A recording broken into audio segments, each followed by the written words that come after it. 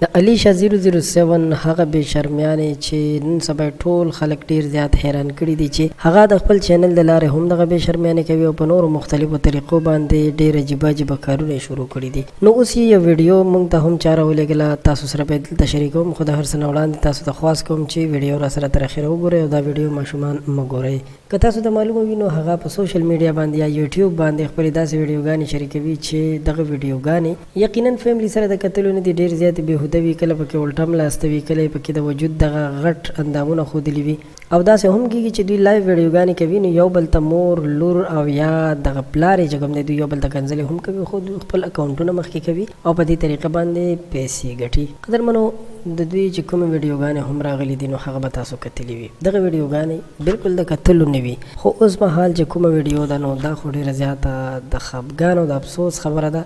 یو څو تصویرونه چې موږ ته چاره لیږلي دي، په دغه تصویرونو کتلو سره موږ ډېر زیات حیران شو چې الیشا ته پکې یو کس غاړه ورکړې ده. نو د دغه تصویرونو او د دغه ویډیوګانو کتلو سره یقینا چې سړی ډېر زیات خفه شي چې آیا موږ په یو پښتنه معاشره کې ژوند کوو، آیا موږ مسلمانان یو، آیا ولې داسې کارونه د مسلمانانو د لاسه کېږي چې ډېر زیات انسان پرې خفه شي. دوی ته پکار دی چې توبه وباسي، د توبې سره سره دوی داسې وکړي چې چېرته په تبلیغ کې لږ وخت ولګوي، د دین کارونو ته مخه وکړي نو د دوی به الله پاک ټول سیسټم ټیک کړي. الله پاک دې زموږ ستاسو هم نیکۍ اړخ ته مخه وکړي.